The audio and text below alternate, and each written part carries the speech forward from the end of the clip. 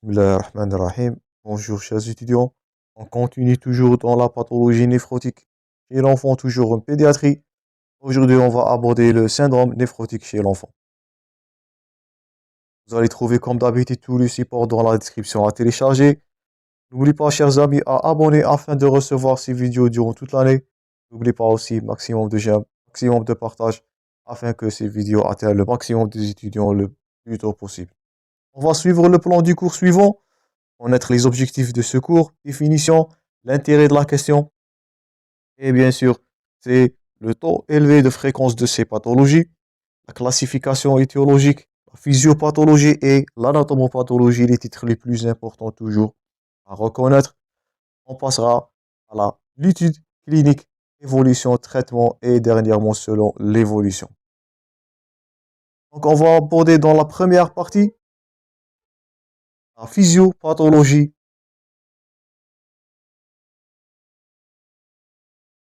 Mais on commence premièrement avec une introduction ou définition. Donc, comme objectif, c'est d'établir un diagnostic de syndrome néphrotique, en première compétence. Deuxièmement, traiter et connaître les modalités évolutives du syndrome néphrotique.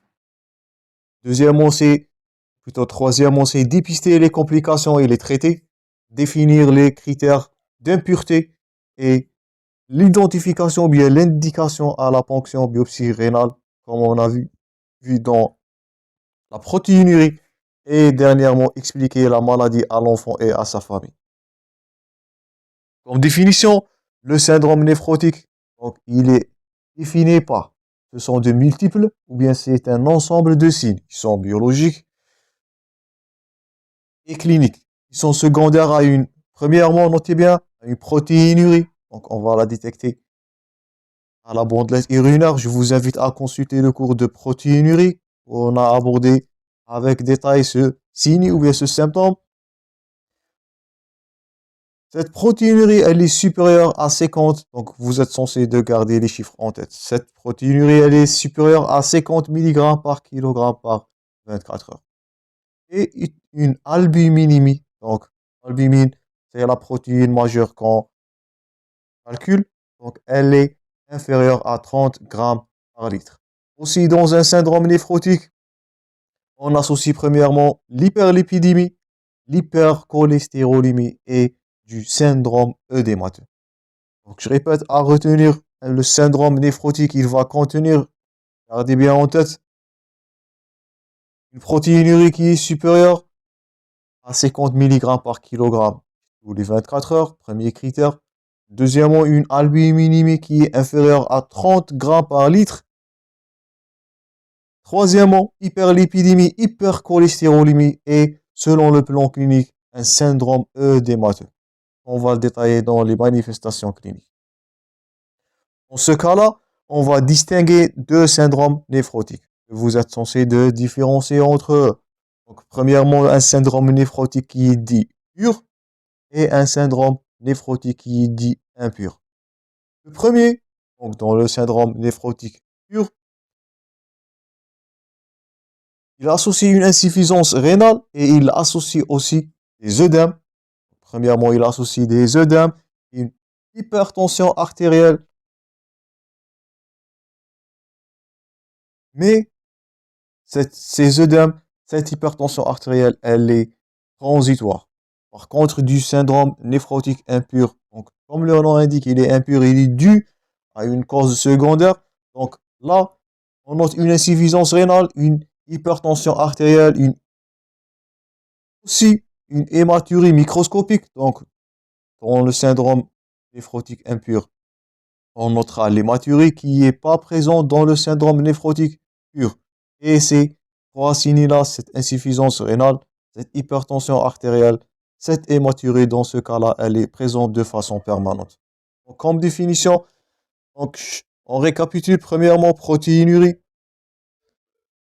albuminémie inférieure à 30 grammes par litre, hyperlipidémie, hypercholestérolémie, un syndrome œdémateux, et on distingue en définition deux catégories de syndrome néphrotique. On a deux syndromes néphrotiques purs. Donc là, l'insuffisance rénale et l'hypertension artérielle, elle est transitoire. Et du syndrome néphrotique impur, ou ces signes, on ajoute aussi de l'hématurie et elle est présente de façon qui est permanente. L'intérêt de la question, donc, c'est l'incidence. Donc, 2 à 3 cas, on peut noter un syndrome néphrotique sur 100 000 habitants.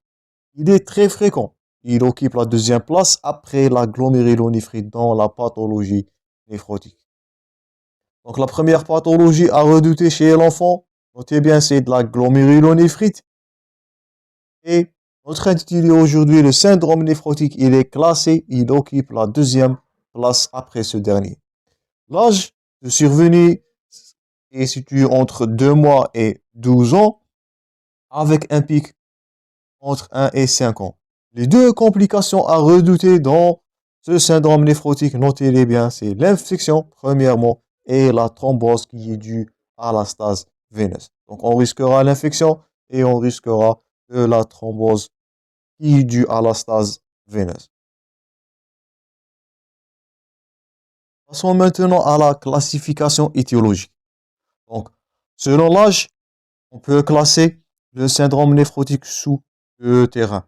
Chez le nourrisson moins d'1 an, il est appelé sous le nom de syndrome infantile.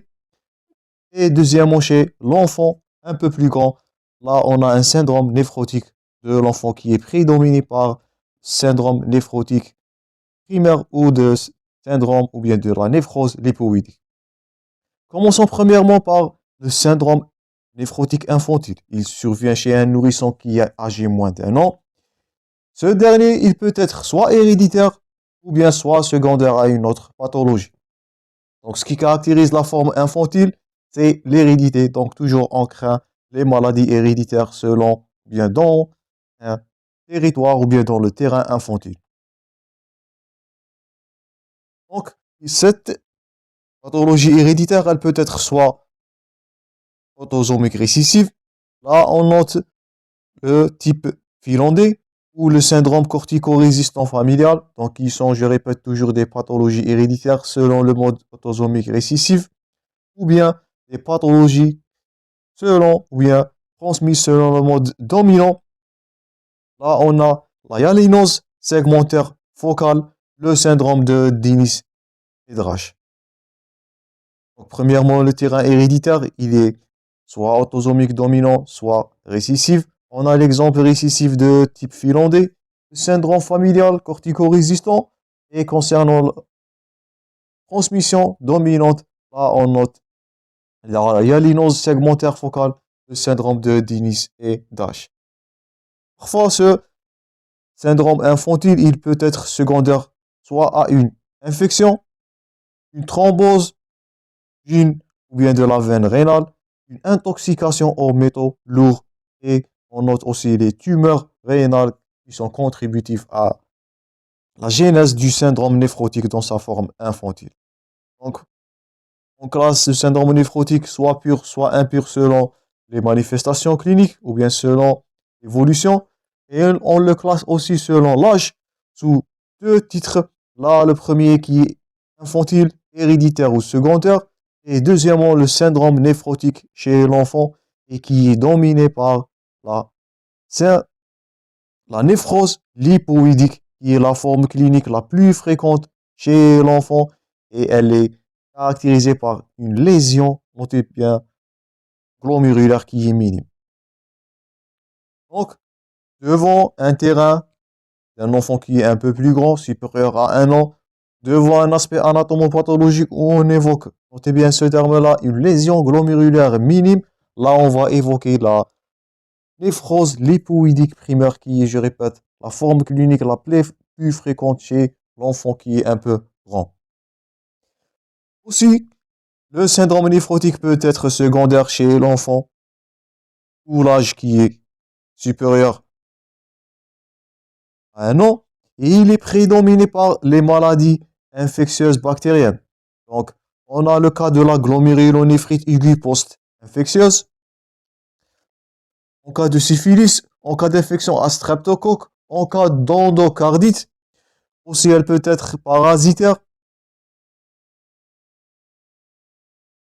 Donc c'est le cas de paludisme ou de filariose. donc, ou bien de la schistosomose, la bilariose. Donc, tout ça, ce sont des pathologies qui peuvent évoquer un syndrome néphrotique, mais cette fois-là qui est secondaire. On note aussi des causes virales. Donc, c'est le cytomégalovirus, la varicelle, l'herpès. Donc, la famille des herpès viridés peut aussi causer un syndrome néphrotique. Donc, on note aussi les causes néoplasiques et les maladies de système. On a le lupus érythémateux disséminé, la polyarthrite rhumatoïde, le sarcoïdose et la dermatomyosite aussi. Donc, ça, c'est concernant les maladies du système. Parfois, le syndrome néphrotique peut être secondaire à une néoplasie. Là, on note la maladie d'Hodgkin et les carcinomes. On note aussi les causes métaboliques. Là, on va évoquer le diabète insulinodépendant, l'hyperparathyroïdie,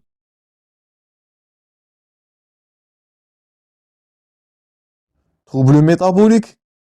Aussi, on note des maladies héréditaires. C'est le cas de drépanocytose, de sphérocytose, le syndrome d'Alport et aussi le syndrome de Fabry.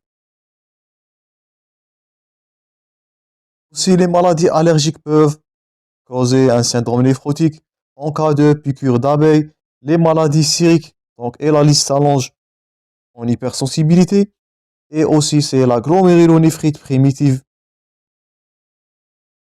dans sa forme extramembraneuse ou bien dans sa forme mésangioproliférative ou la glomérulonéphrite à dépôt des IgA.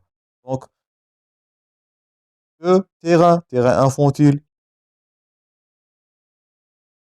et deuxièmement le terrain de l'enfant qui est supérieur ou dans l'âge qui est supérieur à 1 an.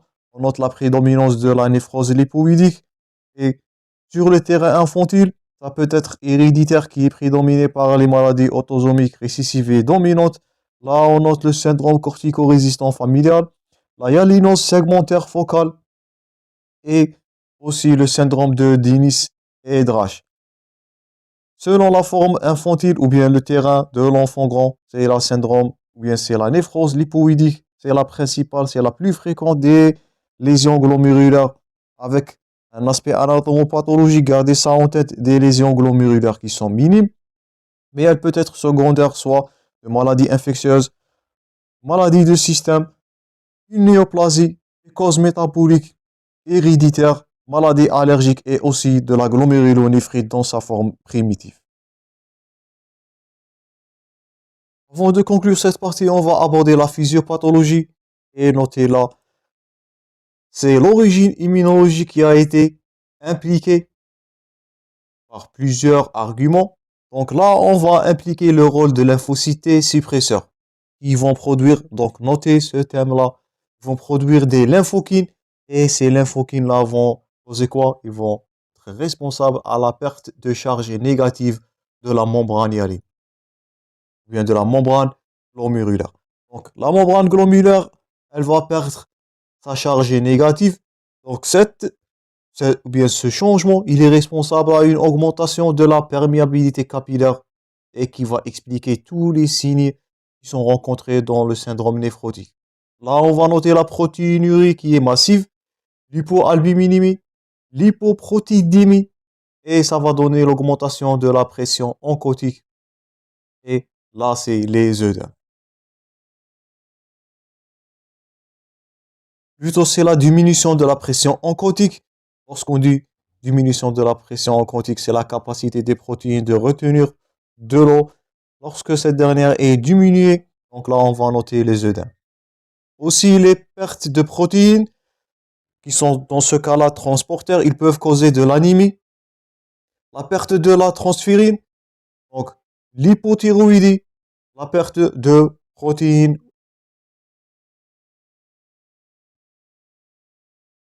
perte de protéines transporteurs. Aussi, on peut noter comme symptôme la dysgeusie par la perte du zinc. Aussi, on va noter la diminution de l'immunité qui est due à la perte des Ig, des immunoglobulines. Donc, c'est pour cela on note chez un syndrome néphrotique, je répète, on note des œdèmes, on note la diminution. Faites attention dans vos cas cliniques, on note la diminution de l'immunité, donc Donc l'immunodépression qui est due à la perte des immunoglobulines. On note aussi une hypothyroïdie par la perte des protéines transporteurs d'iode. Aussi la diminution ou bien la perte de transférine. On note une anémie par la perte de protéines. Donc tout ça, ce sont des symptômes à trouver, bien, que vous allez trouver dans le syndrome néphrotique. Aussi, c'est ça ce qui explique la sensibilité aux infections, le désordre de l'hémostase qui est responsable à la thrombose. On avait dit que parmi les complications qu'on craint, c'est premièrement les infections qui sont dues à la perte des immunoglobulines, l'immunodépression par la perte des protéines. Aussi, la thrombose qui est due à la stase veineuse et la baisse de l'antithrombine et de l'hyperplaquétose. Donc, tout ça, ça va faire des modifications sur le facteur de coagulation. Donc, si on résume la physiopathologie, premièrement, on impliquera le rôle immunologique ou bien l'origine immunologique de la pathologie, c'est les lymphocytes T, premièrement. J'espère que vous allez noter ça. C'est les lymphocytes T, suppresseurs qui vont sécréter ou bien produire des lymphokines. Ces lymphokines vont être responsables à la perte de la charge négative de la membrane glomérulaire. Lorsqu'on dit perte de charge, donc les protéines vont perdre leur structure tridimensionnelle et bien sûr leur fonction. Et ça va être responsable de l'augmentation de la perméabilité capillaire qui va expliquer les œdèmes qui sont dus à l'hypoalbuminémie et l'hypoprotéidémie. Aussi, on note l'anémie, l'hypothyroïdie par la perte des protéines et des transférines, les protéines transporteurs de iode, les transférines, aussi une dysgeusie par la perte de zinc, la diminution de l'immunité, l'immunodépression par la perte des immunoglobulines. Ça, ce qui explique la première complication qu'on craint et qui est la sensibilité aux infections. Et aussi, on note le désordre de l'hémostase, qui est dû à la stase veineuse premièrement, et à la diminution, la baisse de l'antithrombine et de l'hyperplaquétose.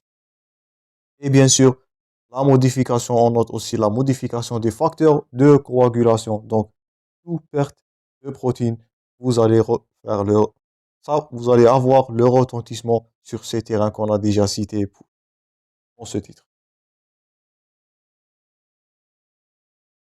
Donc, on conclut cette partie-là par la physiopathologie.